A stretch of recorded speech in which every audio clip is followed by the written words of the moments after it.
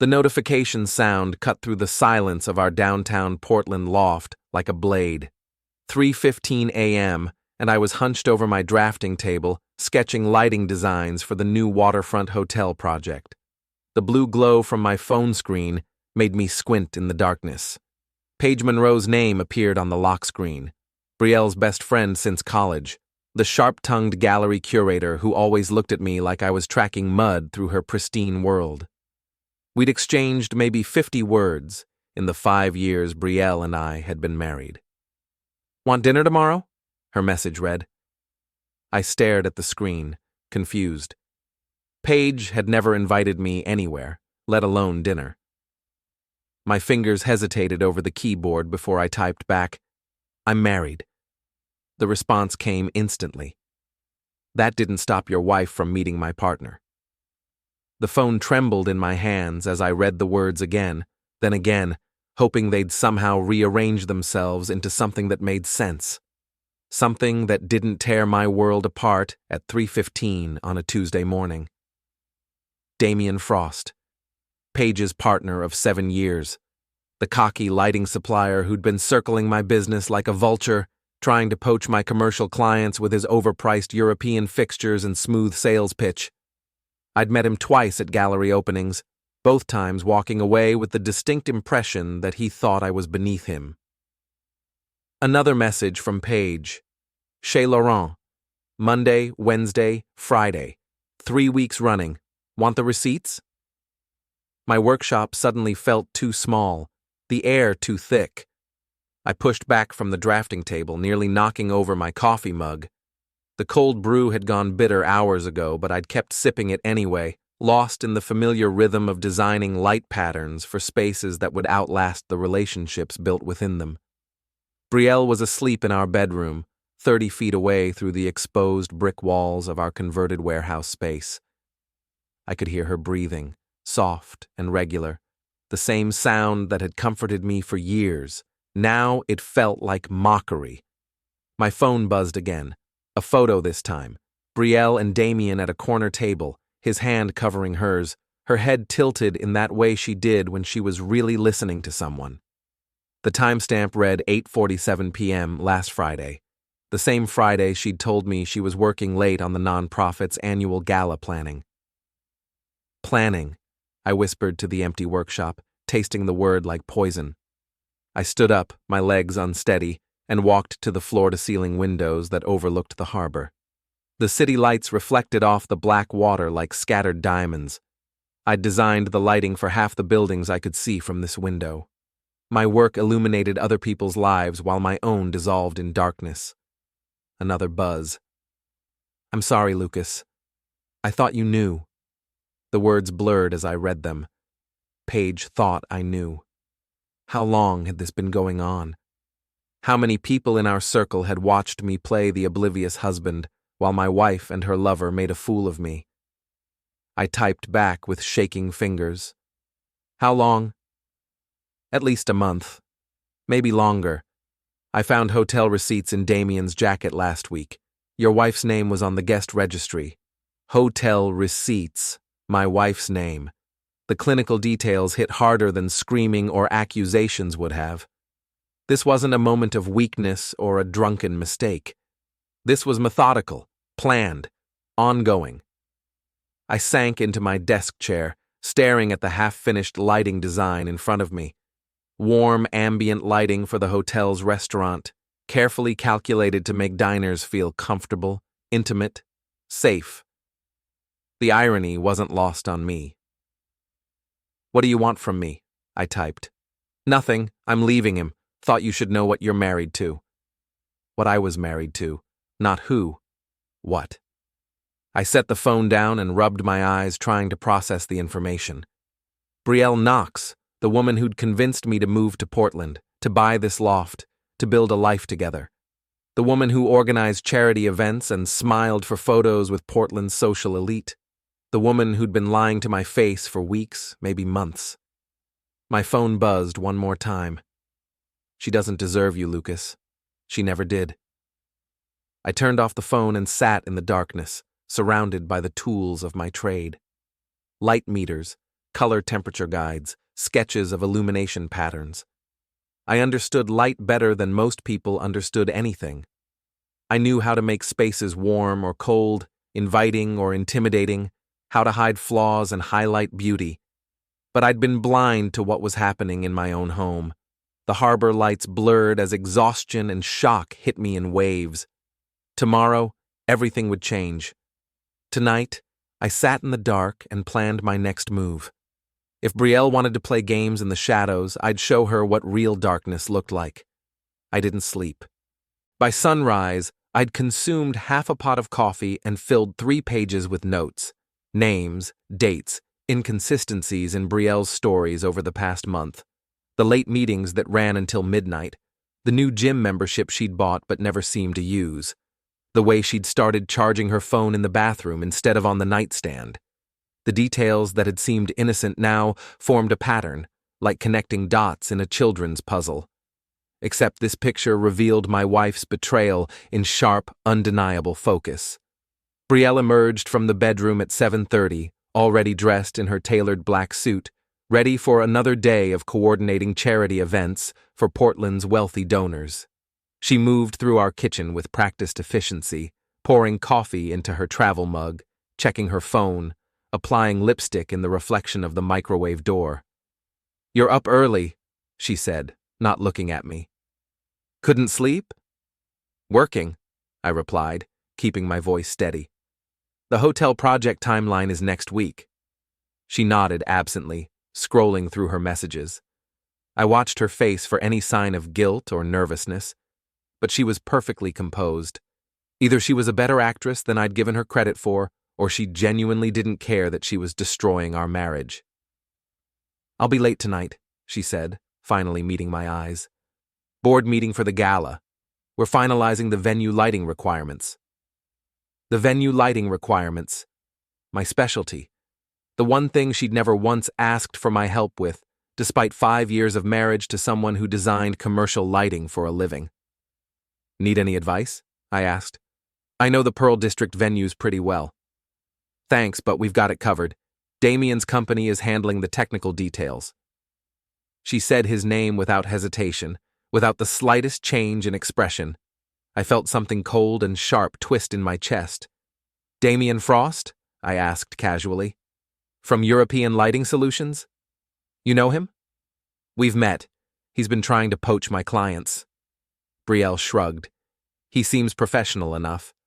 Paige recommended him." The lie came so easily that I almost admired her skill, but then I remembered the photo on my phone, her hand under his at Chez Laurent, and the admiration curdled into disgust. "I should go," she said, kissing my cheek with lips that had been kissing another man. "Love you." "Love you too," I replied automatically, the words tasting like ash. After she left, I called my assistant Eli Chen, a former electrician who'd become indispensable to my business over the past 3 years. Eli was loyal, discreet, and had a network of contacts throughout Portland's service industry. "Boss? You sound like hell," Eli said when he answered. "I need a favor. Personal, not business." "Name it." "Chez Laurent restaurant. I need to know if my wife has been there recently, with someone who isn't me." Silence on the other end. Then, "Shit, Lucas. You sure you want to know?" "I already know. I need proof. Give me 2 hours." I spent those 2 hours researching divorce lawyers and forensic accountants. If Brielle wanted to play dirty, I'd make sure I had the best possible position when the game ended. Eli called back at 10:30. "Your wife's been there 3 times in the past month, always with the same guy, tall, dark hair, expensive suit. They paid cash, but the hostess remembers them because they always requested the corner booth. Very cozy, if you know what I mean." "Did you get a description of the guy?" "Better. The hostess took a photo. Apparently, the guy left a $100 tip on a $60 meal, and she wanted to remember him in case he came back. Send it to me." The photo arrived 30 seconds later. Damian Frost, unmistakably, leaning across the table toward my wife, with the confident smile of a man who thought he was untouchable. My phone rang. Paige Monroe. Lucas? I hope I didn't make a mistake texting you last night. You didn't. Thank you for telling me. I've been going crazy for weeks, wondering if I should say something. I kept hoping it would just end, that they'd come to their senses. How long have you known? I found the hotel receipts 2 weeks ago, but I suspected longer. Damian's been different, secretive. And Brielle. She paused. When we have lunch, she talks about you like you're a roommate, not a husband. No warmth, no connection. I should have said something sooner. You said enough. What's your plan with Damian? I'm done. 7 years, and he throws it away for a married woman who treats charity work like a social club. Paige's voice turned sharp. I'm moving out this weekend. Already found a place in the Pearl District. Good. And Paige, if you have any evidence of their relationship, I'd appreciate copies. I'll send everything I have. Lucas, I'm sorry this happened to you. You deserve better. After we hung up, I sat in my workshop and stared at the photo of my wife and her lover.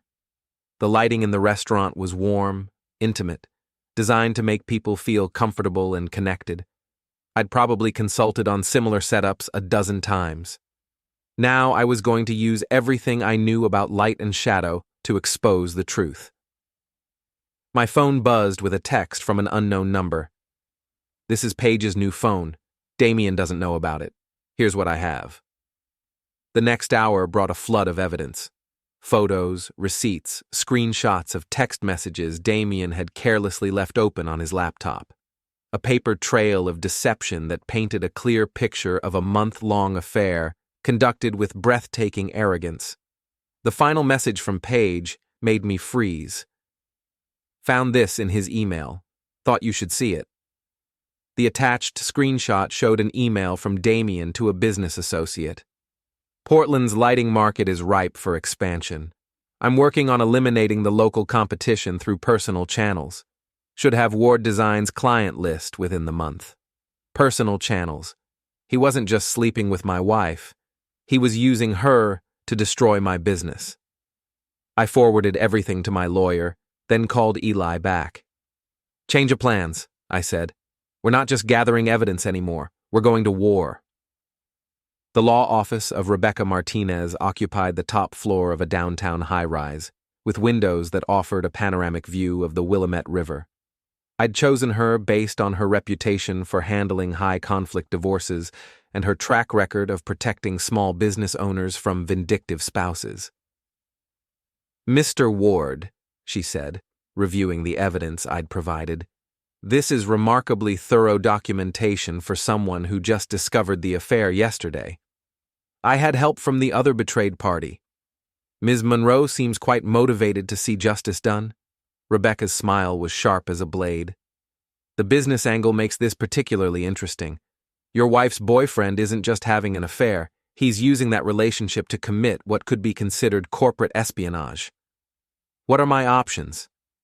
Several. First, we protect your assets immediately. I'll file paperwork this afternoon to freeze joint accounts and establish your sole ownership of Ward Design. Second, we document everything for the divorce proceedings. Third, we consider whether Mr. Frost's actions constitute grounds for a civil lawsuit. How long will this take? If your wife contests the divorce, 6 months to a year. If she doesn't, we could have preliminary agreements within 60 days. I signed the retainer agreement and left Rebecca's office feeling like I'd just loaded the first round into a weapon I hoped I'd never have to use. My next stop was the offices of Brielle's nonprofit, the Portland Arts Foundation. The organization occupied a converted warehouse in the Pearl District, all exposed brick and polished concrete, designed to impress donors with its blend of industrial authenticity and refined taste. I'd been there dozens of times for fundraising events, always as Brielle's supportive husband, smiling for photos and making small talk with Portland's cultural elite. Today, I walked through the front door as something else entirely. Lucas! The receptionist, a young woman named Sarah, greeted me with genuine warmth. Here to surprise Brielle? She's in a meeting, but I can... Actually, I'm here to see Margaret Dobson. Is she available? Margaret Dobson served on the foundation's board of directors and had been one of Portland's major arts patrons for 30 years. She was also notoriously strict about the organization's ethical standards, having once forced the resignation of a program director who'd been caught inflating expense reports. "I'll check," Sarah said, looking puzzled. "May I ask what this is regarding?" "A potential conflict of interest involving one of your coordinators." 10 minutes later, I was sitting across from Margaret in her corner office, watching her review printed copies of the evidence Paige had provided. "This is quite serious," Margaret said finally. "If these allegations are accurate, Ms. Knox has been using her position here to provide confidential vendor information to a competing business. The hotel project alone represents a $40,000 lighting contract," I said. "Damian's company underbid me by exactly 3%. The only way he could have known my numbers was through Brielle." Margaret's expression grew colder. "We take fiduciary responsibility very seriously here, Mr. Ward.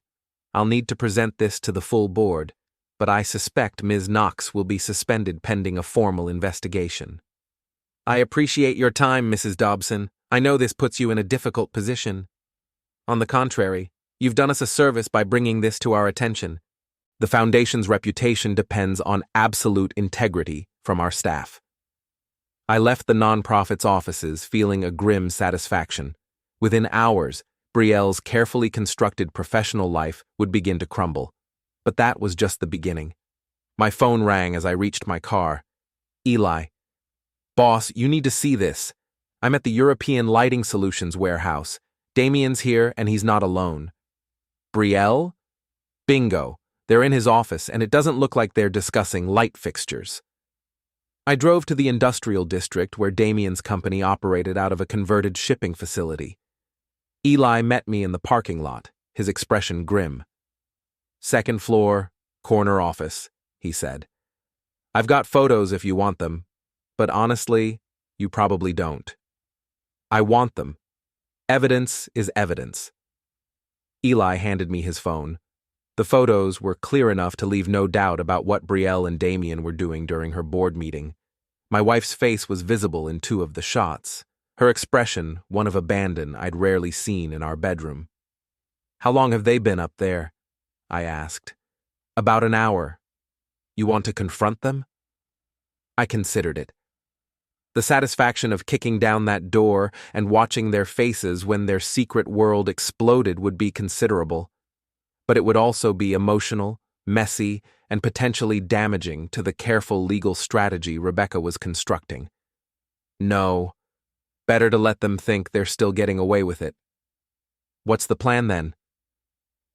I looked up at the second-floor window where my wife was betraying our marriage and my business simultaneously. "We're going to make them famous." The next morning I was already at my drafting table when Brielle's phone started ringing. She emerged from the bedroom looking confused and slightly panicked. "Margaret? What do you mean, suspended?" "I don't understand."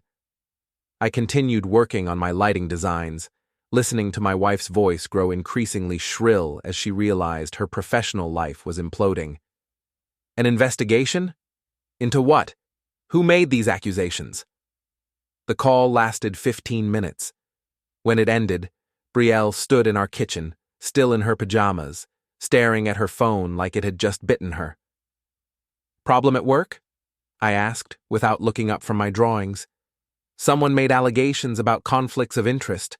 They're suspending me pending an investigation." "That sounds serious. What kind of allegations?" "They won't tell me. Something about vendor relationships." She looked at me carefully. "You don't know anything about this, do you?" I met her eyes with the most innocent expression I could manage. "Why would I know anything about your work problems?"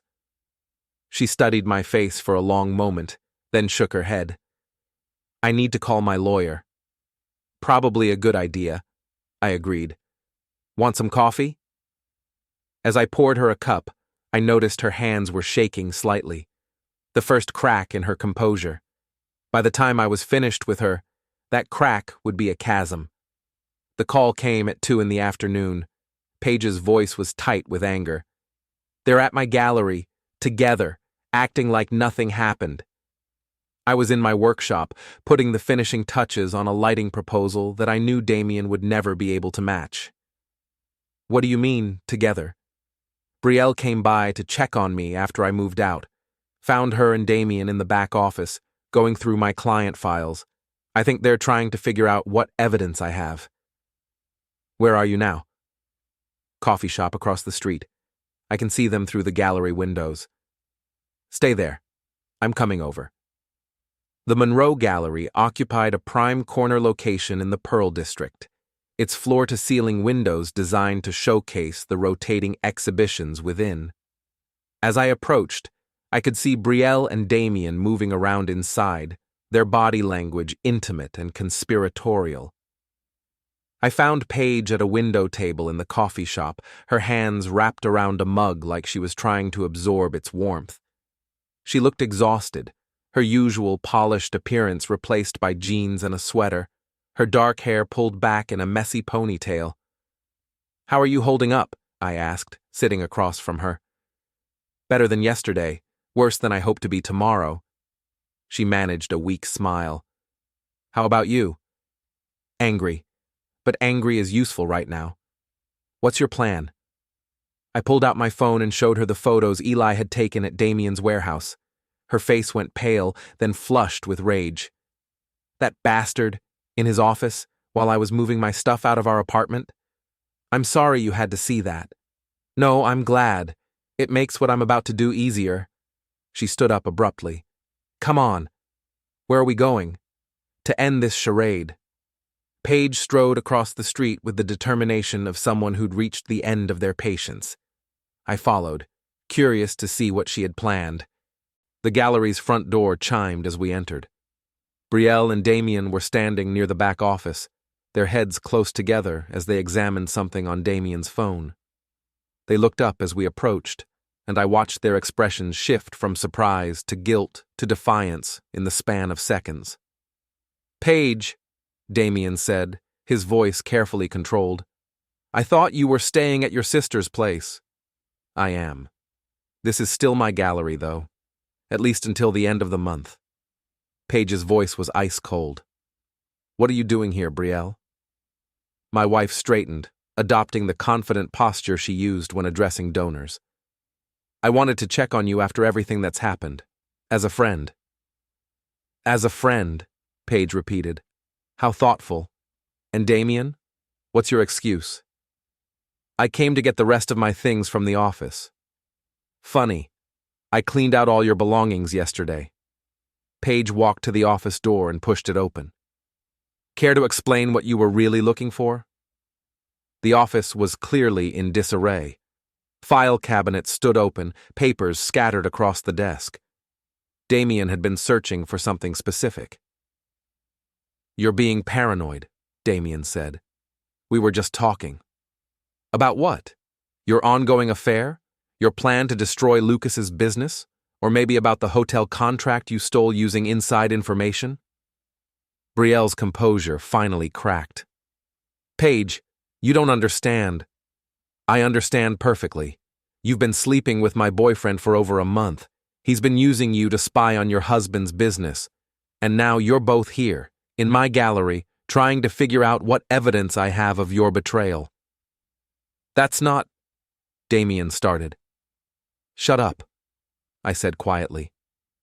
It was the first time I'd spoken since entering the gallery, and something in my tone made both of them freeze. "Just shut up and listen." I walked closer, studying their faces. Brielle looked like she was about to cry. Damian looked like he was calculating his chances of talking his way out of this situation. "I know about Chez Laurent," I said. "I know about the hotel rooms. I know about the business information you've been sharing. I know about everything." "Lucas, please, let me explain," Brielle began. "Explain what? How you've been lying to my face for weeks? How you've been helping him steal my clients? How you've been using your position at the nonprofit to commit corporate espionage?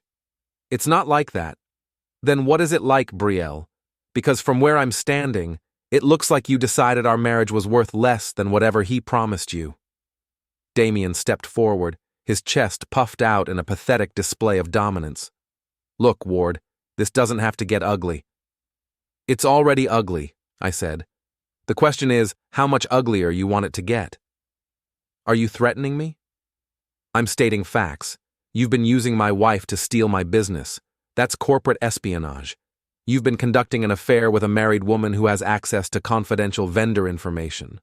That's a conflict of interest that could destroy both your reputations. You can't prove anything, Damian said, but his voice lacked conviction. Paige laughed, a sound like breaking glass. Actually, he can. We both can. Photos, receipts, emails, text messages, everything. You've been spying on us? Brielle's voice rose to a near shriek. You've been conducting your affair in public places and leaving evidence everywhere, I replied. We didn't have to spy. We just had to pay attention. What do you want? Damian asked. I want you to understand that your little game is over. Brielle's already been suspended from the nonprofit. My lawyer has filed papers to protect my business assets, and by tomorrow morning, everyone in Portland's lighting industry will know exactly what kind of man you are. You can't. I can. I will. The only question is whether you're going to make this easy or hard. Damian's face flushed red. You think you can ruin me? I've got connections you can't imagine, clients who trust me, a reputation built over 10 years. Had, I corrected. You had those things, right up until you decided to sleep with my wife and steal my business. This is insane, Brielle said. Lucas, we can work this out. We can go to counseling, figure out what went wrong. What went wrong, I said, is that you're a liar and a cheat. There's no counseling for that. Please, she whispered. I made a mistake, a terrible mistake, but we can fix this. I looked at my wife, this woman I'd loved and trusted and built a life with, and felt nothing but cold contempt. No, I said. We can't. I turned to leave, then paused at the gallery door. Oh, and Damian, you might want to check your business insurance. I have a feeling you're going to need it. As Paige and I walked away, I could hear Brielle calling my name, her voice desperate and broken. I didn't look back. What did you mean about his insurance? Paige asked. Nothing illegal, but Portland's a small town and the lighting industry is even smaller. Word gets around fast when someone can't be trusted. And Brielle? Brielle made her choice. Now she gets to live with the consequences. My phone buzzed with a text from Eli. Damian's car is in the gallery parking lot. Want me to redecorate it? I smiled for the first time in days. Not yet, but soon. The Portland Arts Foundation's emergency board meeting was scheduled for Thursday morning. By Wednesday night, half of Portland's cultural elite knew about Brielle's suspension, and speculation was running wild through the city's social circles.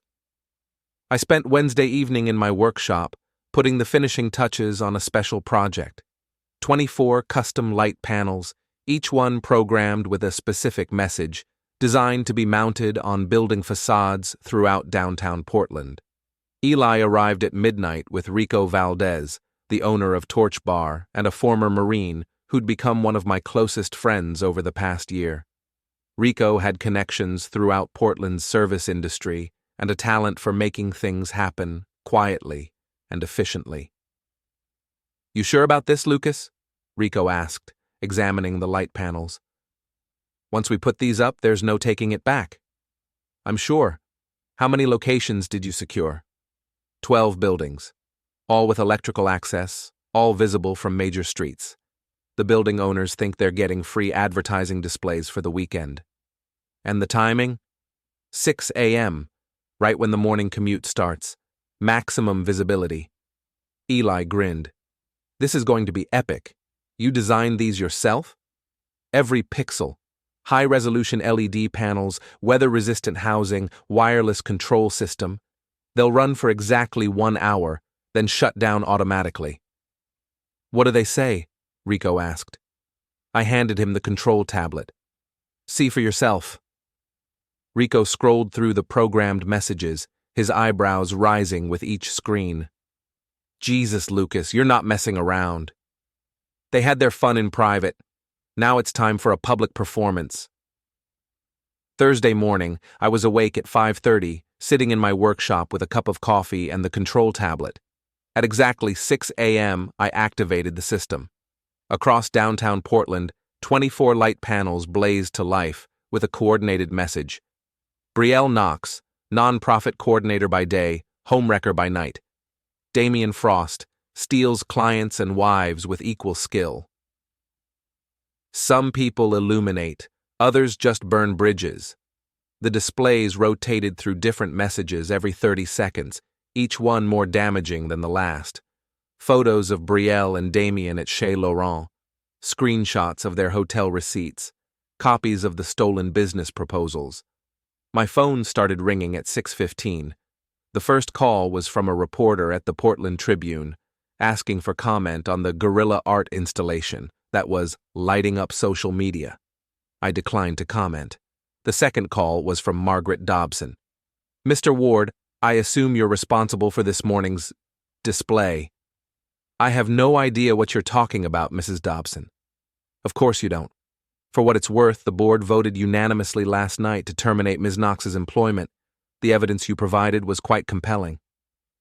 I'm glad the Foundation takes ethics seriously. Indeed we do. Good day, Mr. Ward. The third call was from Rebecca Martinez. Lucas, please tell me you didn't just commit a felony. No laws broken. The building owners gave permission for the displays thinking they were advertising. The information is all truthful and documented, and the panels will shut down automatically in 54 minutes. Clever. Probably not actionable, but definitely nuclear.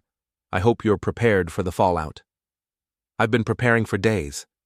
The fourth call was from Brielle. I let it go to voicemail. At 7 a.m., I drove downtown to witness the spectacle firsthand. Traffic was backed up for blocks as drivers slowed to read the displays. Pedestrians gathered on sidewalks taking photos and videos. The hashtag, Lighting Up Portland, was already trending on social media. I parked near the Monroe Gallery and walked through the crowds, listening to fragments of conversation. Can you believe this? Right downtown! I know her. She organized my company's charity auction last year. Who has the money for this kind of display? This is like Super Bowl commercial level stuff. At exactly 7 a.m., the displays shut down as programmed, leaving only blank panels and a city full of people talking about what they'd just witnessed. My phone rang again. This time it was Damian. You snake! You think this is over? I'll sue you for everything you've got. Good luck with that.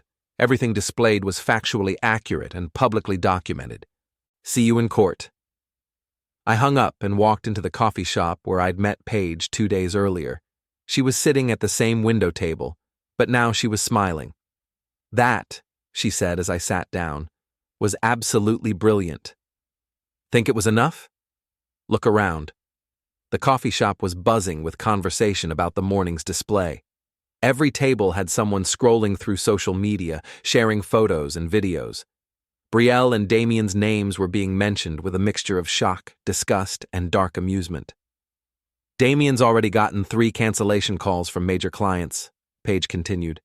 His business partner is demanding an emergency meeting. And Brielle? She shook her head. Brielle's social media accounts have been deactivated. I think she's gone into hiding. Good.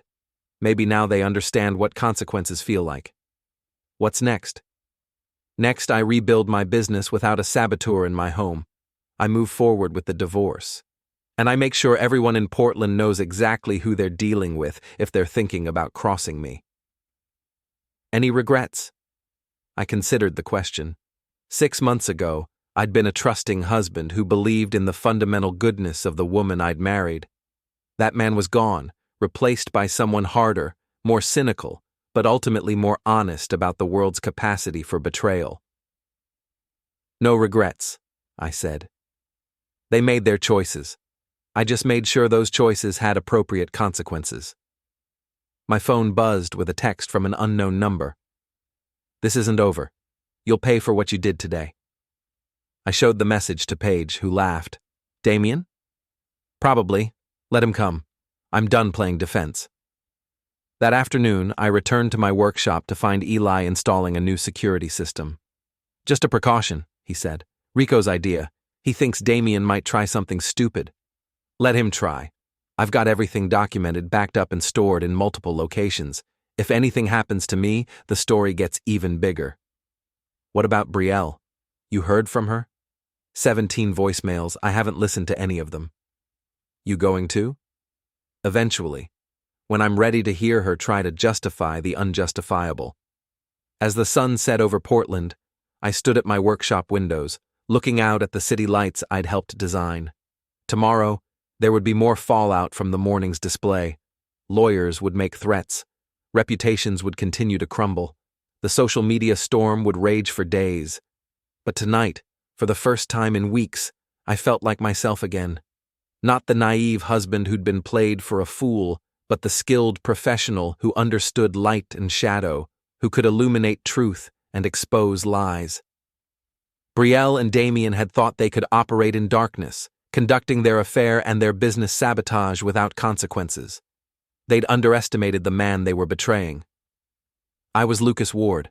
I designed light for a living, and I'd just shown them what happens when someone tries to leave me in the dark. The war wasn't over yet, but the first major battle was mine. 3 weeks later, I was sitting in Rebecca Martinez's office, reviewing the final divorce settlement. The morning's Portland Tribune lay on her desk, open to the business section. The headline read, European Lighting Solutions closes Portland office. Damian Frost's business collapsed faster than I expected, Rebecca said. Losing 6 major clients in 2 weeks will do that. What about his threats to sue? Empty posturing. His lawyer took one look at the evidence and advised him to cut his losses. Apparently, using an affair to commit corporate espionage isn't a strong legal position. Who would have thought? Rebecca smiled.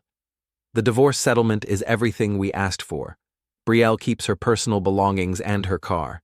You keep the loft, the business, and all business assets. No alimony, clean break. When can I sign? She already has. This morning, actually.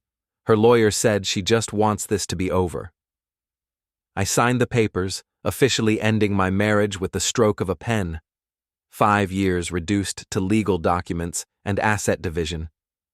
Any word on what she's planning to do now? Her lawyer mentioned something about moving back to Seattle. Fresh start, new career. The nonprofit world in Portland has essentially blacklisted her. And Damian? Last I heard, he was trying to find work in San Francisco. Apparently, word of his business practices has spread throughout the Pacific Northwest lighting industry. I left Rebecca's office feeling lighter than I had in months. The legal battles were over. The public humiliation had run its course. The cheaters had been exposed, punished, and exiled from the city where they'd thought they could operate with impunity. My phone rang as I reached my car. Paige. Lucas, are you free for lunch? I have news. We met at a restaurant in the Pearl District, not far from her gallery. Paige looked healthier than she had in weeks, her color returned, her smile genuine. The divorce is final, I told her as we sat down. Congratulations. How do you feel? Free. Angry still, but free. What's your news? I'm leaving Portland. There's a gallery opportunity in Santa Fe. Fresh start, new clientele, no history. When? Next month. I wanted to thank you before I go. For what? For handling this the right way. You could have made it violent, messy, destructive to innocent people. Instead, you were surgical, precise.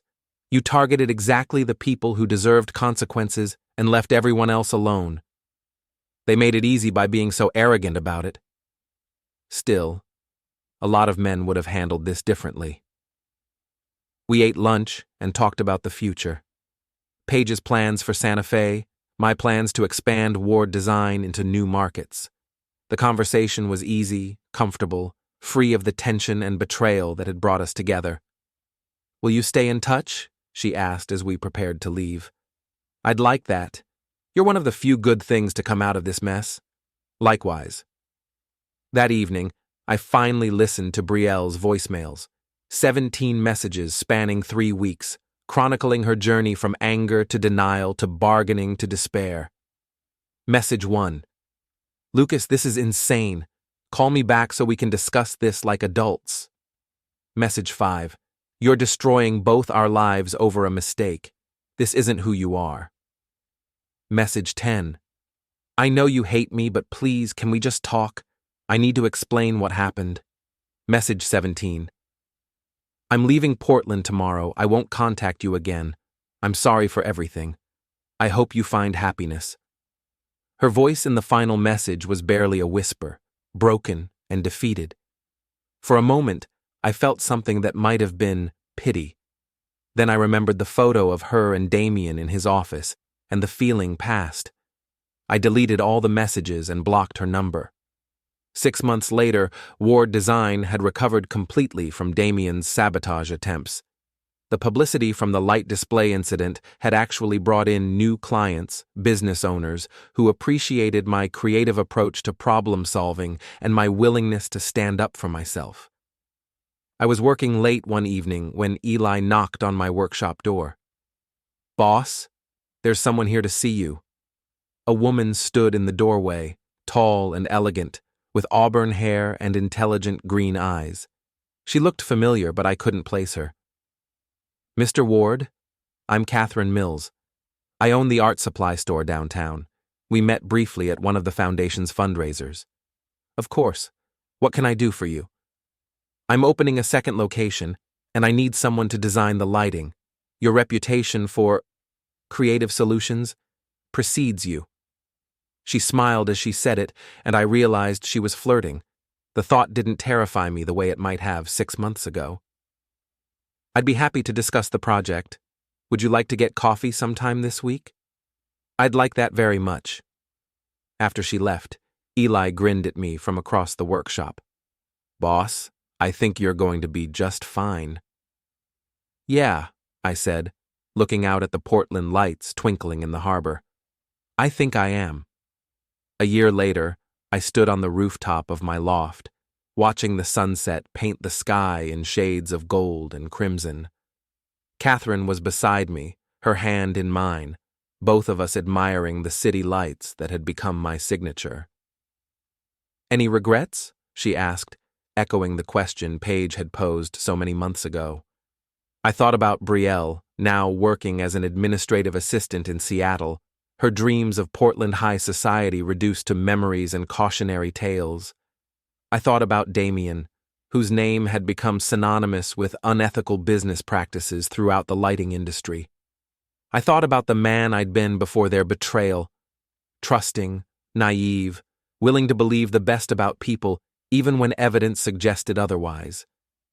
That man was gone, replaced by someone harder but more honest, someone who understood that trust had to be earned and that consequences were the only real teachers.